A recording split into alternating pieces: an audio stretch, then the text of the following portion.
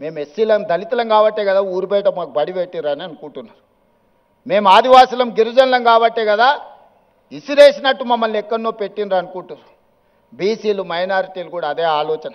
అందుకే ఈ వివక్ష పోవాలి, మనందరం మనుషులుగా కలిసి ఉండాలి, మనలో మానవత్వము నిండాలి అని అంటే వీటిని తొలగించాలి, కులం అనే అడ్డుగోడల్ని తొలగించాలి.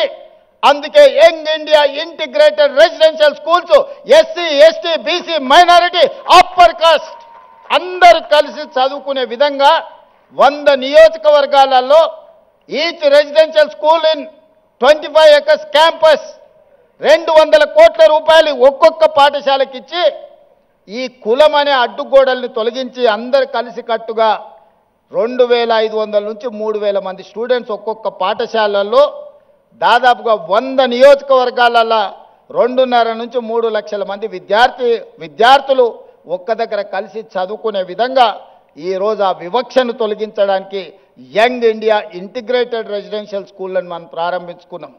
ఈ పేరు ఎక్కడి నుంచి అని మీరు అనుకోవచ్చు. యంగ్ ఇండియా ఈ పేరు నాది కాదు, ఈ పేటెంట్ రైట్ మహాత్మా గాంధీ.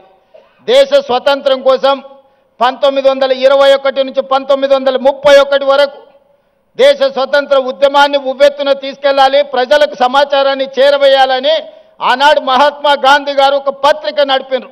ఆ పత్రిక పేరే యంగ్ ఇండియా. ఆ యంగ్ ఇండియా స్ఫూర్తితోనే మహాత్మా గాంధీ గారు ఇచ్చిన సందేశంతో ఈరోజు యంగ్ ఇండియా ఇంటిగ్రేటెడ్ రెసిడెన్షియల్ స్కూల్స్ని మనం స్టార్ట్ చేసుకున్నాం. ఇదే కాదు, స్కిల్స్.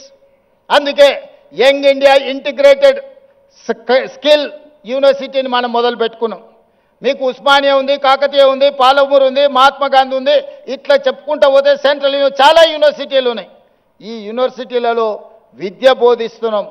అవసరమైన సాంకేతిక నైపుణ్యాన్ని బోధించడానికి ఒక యూనివర్సిటీ ఉండాలని ఆలోచన చేసి యంగ్ ఇండియా స్కిల్స్ యూనివర్సిటీని దేశంలోనే మొట్టమొదటిసారి పబ్లిక్ ప్రైవేట్ పార్ట్నర్షిప్లో Anand Mahindra, Apollo hospitals, Reddy labs, లేకపోతే ఇట్లాంటి ఎంతోమంది నిష్ణాతులు, ఒక దేవయ్య గారు డాక్టర్గా వరంగల్ దళితుడు ఈరోజు అమెరికాలో ఎంత ఉన్నత స్థానానికంటే అతని ఆస్తి, అతని పిల్లల ఆస్తి లెక్కేస్తే ఒక 4-5 లక్షల కోట్ల రూపాయల ఆస్తి ఉండొచ్చు.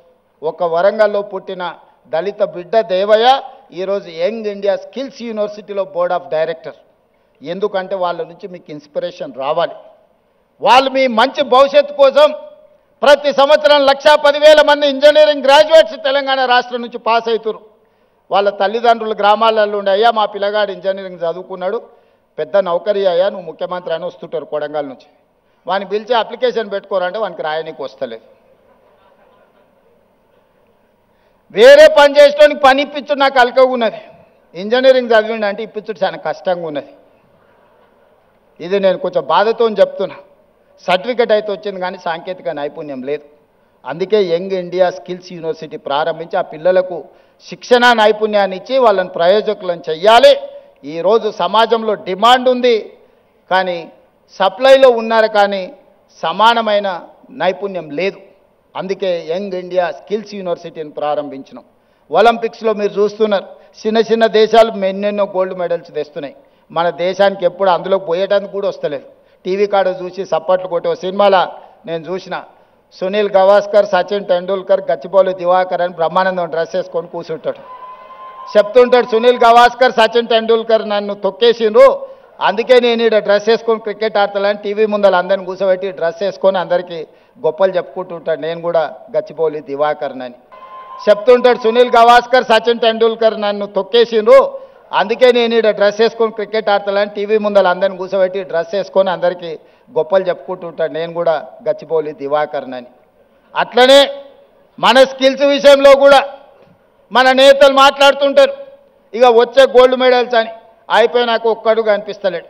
అందుకే 2036లో ఒలింపిక్స్లో గోల్డ్ మెడల్స్ సాధించాలి అంటే మన నైపుణ్యంతో కూడుకునే చిన్న పిల్లల్ని 10 ఏళ్ళు 11 ఏళ్ళు ఉన్నప్పుడే వాళ్ళ యొక్క నైపుణ్యాన్ని గుర్తించి మట్టిలో మాణిక్యాలను వెలికి తీయాలి. 10-12 ఏళ్ళు శిక్షణ ఇస్తే కానీ ఒలింపిక్స్లో ఒక గోల్డ్ మెడల్ సాధించలేడు.